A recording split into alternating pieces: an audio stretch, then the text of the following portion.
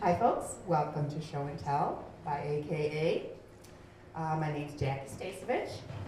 I'm a ceramicist, or better known as a potter. But ceramicists do more than just make pots. We make other things too. So I like to say I'm a ceramicist instead of just a potter. I'm part of a co-op of potters, or ceramicists, that we call ourselves Kalamazoo Artists. We have a studio down in the north building, way at the end. But there's 7 of us in the Kalamazoo Artisans, and we're all doing ceramic work, and everybody's different. We have a really nice gallery down there with all of our work in it. So if you've got some time, go down to the end of the rainbow down there and see our gallery. We have a lot of stuff in it. It's Suite North 127. And like I said, there's 7 of us in our group, but we would love to have more. If anybody is interested in doing some pottery, we have a full studio set up, and we're looking for more members. I grew up in the Detroit area, and I moved to Kalamazoo in 1977. I've lived in Richland, though, since 1982, where I raised my kids and sent them to the KIA art classes, and then it dawned on me, why are my kids having all the fun? So I started taking classes at the KIA too, or for people who aren't familiar, that's the Kalamazoo Institute of Arts. We've got wonderful art classes there. It's a great place to discover, what your passion is in whatever art medium you're, want to delve into. Eventually, my first pot I made in 1998, and I still have it. I still kind of like it too. I mean, it's really clunky, but I like it. Through classes at the KIA, I morphed into preferring to do low-fire ceramics. Right.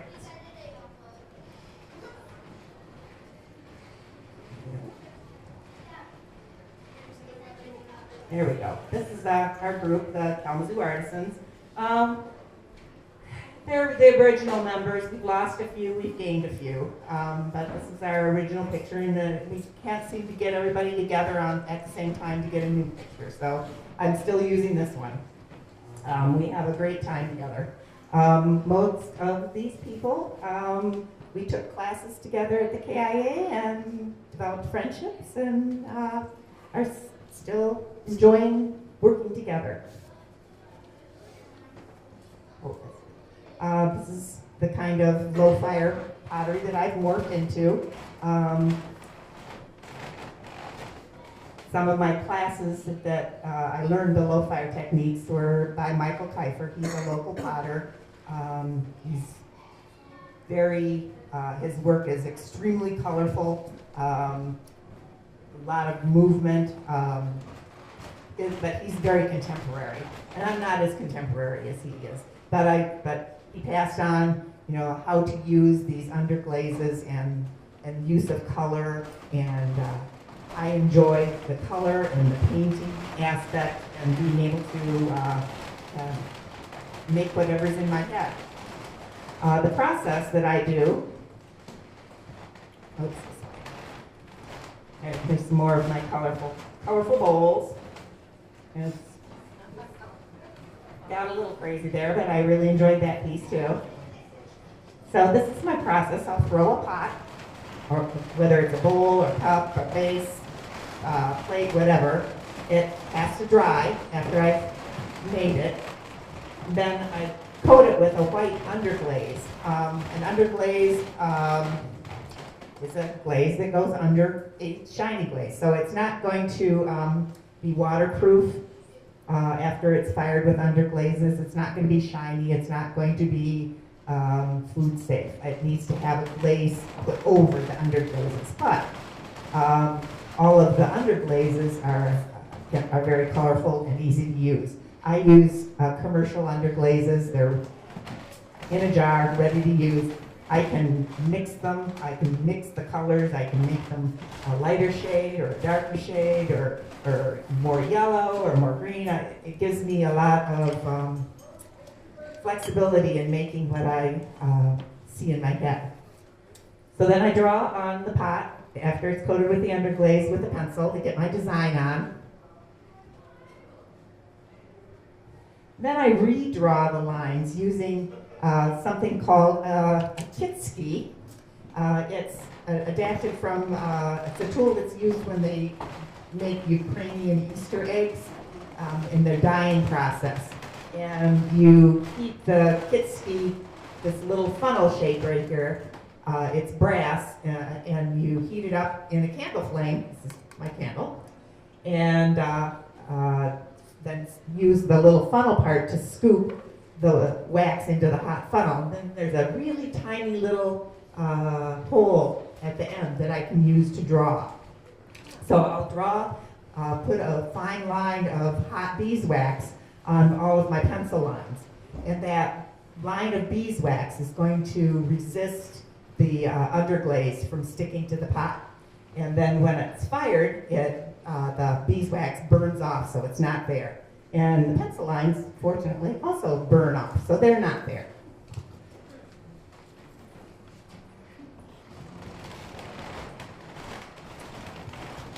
So then I like to make my pots colorful. There's cups that have the beeswax drawn on the lines. And then I fill in the spaces with colored underglazes. These had actually been fired, so the beeswax and the pencil lines disappear, so it leaves me with a white line. I kind of wanted to dabble with figuring out how to do it with a dark line, but I haven't really done the experimenting to figure that out yet. I have ideas, but I kind of still like the white lines. And then bisque fire. The bisque fire is the first firing. It actually, in this case, it takes the clay to a maturity, which means that it's as hard as the clay is going to get with the underglazes, but it's still considered low fire. This is only fired to cone 04. Most things like what Bob does, he's like cone 10 maybe, like way up there. This is way low. But these pieces still are washable. They're still food safe. I put my coffee cups in the microwave. I put them in the dishwasher. Now, maybe they won't last forever and ever, me doing that, but it sure is a whole lot easier, and I enjoy using them this way. So anyway, after they've been bisque fired, then I coat them with a clear glaze. These are the same cups. After the bisque firing, coated with clear glaze. Well, it's not very clear. It has a colorant that will burn off in the kiln. And I end up with my color back and a shiny, food-safe, watertight piece of pottery that I can do whatever I want with. And this final firing that's going to give me my clear glaze is to just a cone 05, which is even cooler than the bisque firing. Here's some of the other things that I've done over the years. I can get really detailed. I can get really colorful. There are times, it's kind of hard to see in the picture, but there are times that I will do an additional firing with like a gold leaf that's paintable, and then you fire it on again. Some more bowls and things that I've done Christmas ornaments. This is more of a Sankey egg kind of design, more traditional, but I like the looks of it, I like the detail. It's fun, and it's fun to do. I enjoy the process of drawing and the filling in colors. I do some painting, do some sculptural objects, do some funky birdhouses, tableware. I think that's my last one. It is. So I'll sell my stuff at Art Hop. Occasionally there's some art fairs that I'll sell at, like I'm a member of the Kalamazoo Valley Potters, which is a local pottery group. I'm also a member of the West Michigan Potters Guild, which is a larger pottery group. We have a spring sale. The West Michigan Potters Guild has a spring sale coming up in April. It's up in Grand Rapids. Kalamazoo Valley Potters, next one is not until the Richland Art Fair in July. So we'll sell out of the Kalamazoo Artisans Gallery. And tomorrow, AKA is going to have their gallery, this gallery open tomorrow for sales from 10 to 4. So I'll hopefully have pottery to sell from tomorrow too. I can be contacted by email. I have Kalamazoo Artisans has a Facebook page. Are there any questions that anybody has about how I do what I do? Have you ever thought about doing freehand? You start off with the pencil, you trace over with the wax. Have you ever tried to do a wax? Yeah, I'm too OCD for that. Yeah. Nah, I've never tried it.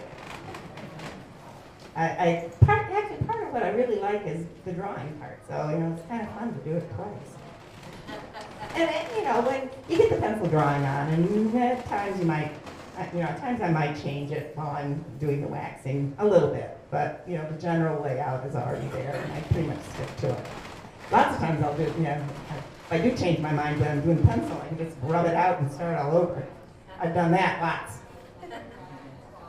For us non-ceramic pottery type people, can you explain what a cone is? What's that all about? What's a fork? Oh, cone. It's just an indication of the temperature. The different clays and glazes, they're tested to work at different temperatures, and it's the suggestion by the manufacturer, or even if I was mixing my own, as to what temperatures those clays and glazes work best at. So it just tells me what to set my kiln at. And it's ceramics made up system, kind of like Fahrenheit and Celsius. It just gives you an indication of how hot things are, or what our goal to head for when you're firing. Yeah. Your pieces are extremely detailed. How long does it take you to draw that out roughly? Bowl like that, it probably would take me a day to do the pencil drawing and a couple hours to do the waxing, and probably another day to do the colored underglazes. So that bowl was about that big, so not a huge bowl. It takes several days. So, but I'm doing it because I'm enjoying doing it, not for really any other reason. So like Justin, do you have 32 of them going at the same time? Yeah. Maybe not 32. But now, unlike Justin though, I can take my cup or my bowl and sit on the couch and draw on it with pencil while I'm watching TV or listening to a book on tape or whatever. So I can multitask, if you want to consider it tasking, which it really isn't. It's fun.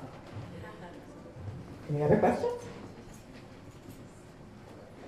Oh, thank you. Fill out the AKA survey questionnaire if you would, please, and we'll maybe do this again sometime. Thanks.